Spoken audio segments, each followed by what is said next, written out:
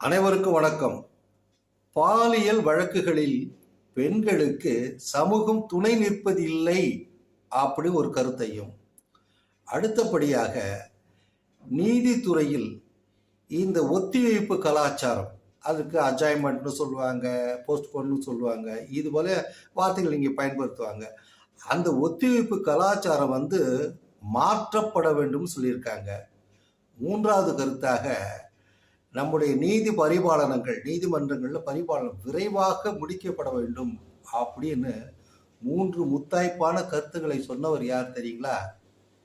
இன்றைய செய்தியில் நாம் பார்த்தது நம்முடைய குடியரசுத் தலைவர் முர்மு அவர்கள் என்பதை உணர வேண்டும். அவர்கள் சொன்ன அந்த கருத்துகள் ஏற்புடைய அந்த சொற்களை கவனித்து செயல்பட்டால் சிறப்பாக இருக்கும். நன்றி, வணக்கம்.